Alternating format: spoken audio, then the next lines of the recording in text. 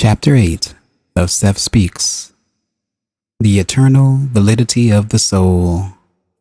Sleep, Dreams, and Consciousness. Part 2. You have trained your consciousness to follow certain patterns that are not necessarily natural for it. And these patterns increase the sense of alienation between the waking and dreaming self. To some extent, you drug the body with suggestion, so it believes that it must sleep away a certain amount of hours in one block. Animals sleep when they are tired and awaken in a much more natural fashion.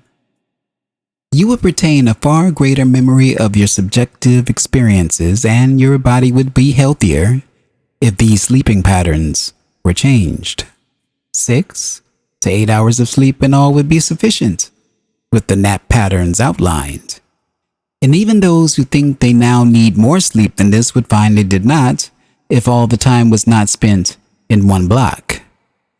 The entire system, physical, mental, and psychic, would benefit. The divisions between the self would not be nearly as severe. Physical and mental work would be easier, and the body itself would gain steady periods of refreshment and rest. Now, as a rule, it must wait, regardless of its condition, at least for some 16 hours. For other reasons having to do with chemical reactions during the dream state, bodily health would be improved. And this particular schedule would also be of help in schizophrenia, and generally aid persons with problems of depression or those with mental instability. Your sense of time would also be less rigorous and rigid. Creative abilities would be quickened, and the problem of insomnia that exists for many people would be largely conquered. For what they fear is often the long period in time in which consciousness, as they think of it, seems to be extinguished. Small meals or snacks would then be taken upon rising. This method of eating and sleeping would greatly help various metabolic difficulties and also aid in the development of spiritual and psychic ability. For many reasons, physical activity at night has a different effect upon the body than physical activity during the day, and ideally both effects are necessary. At certain times during the night, the negative ions in the air are much stronger or numerous than in the daytime. For example, an activity during this time, particularly a walk or outside activity, would be highly beneficial from a health standpoint. Now, the period just before dawn represents a crisis point for persons severely ill.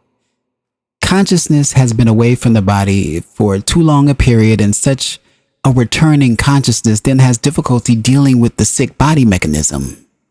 The practice in hospitals of giving drugs to patients so that they would sleep entirely throughout the night is detrimental for this reason. In many cases, it is too great a strain on the part of the returning consciousness to take over again the ailing mechanism.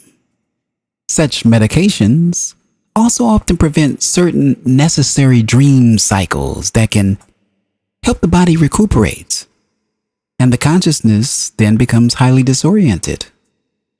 Some of the divisions between portions of the self, therefore, are not basically necessary, but are the result of custom and convenience. Let's talk about it. I believe Seth is saying here that most of us have trained our consciousness to follow certain unnatural patterns that lead to increased alienation between our waking and our dreaming selves. Seth proposes that our sleeping patterns should be changed to improve our memory, overall health, and of course, psychic well-being. Seth recommends that instead of a single block of 6 to 8 hours of sleep, he recommends taking naps throughout the day, and implies that this approach would benefit physical mental, and psychic aspects. Not to mention, it would be a great help for folks with certain health conditions like schizophrenia and depression. Eating small meals or snacks upon rising. Seth also recommends this. Nighttime physical activity, especially during times with strong negative ions in the air, according to Seth, would be very beneficial to our health. Seth criticizes the practice of medicating patients to sleep throughout the night. He feels that it can disrupt the necessary dream cycles and create disorientation upon waking. Seth concludes that some divisions within oneself are not essential, but are the result of our customary practices. If you've enjoyed this reading, please consider giving it a like, a share, and subscribe for more. And of course, please, below in the comments, let's keep the discussion going. What did you think about this passage? And are you going to take Seth's advice? Thank you again for listening or watching. Until the next time, this is the end of part 2 of Sleep, Dreams, and Consciousness of Chapter 8, The Eternal Validity of the Soul. Thank you.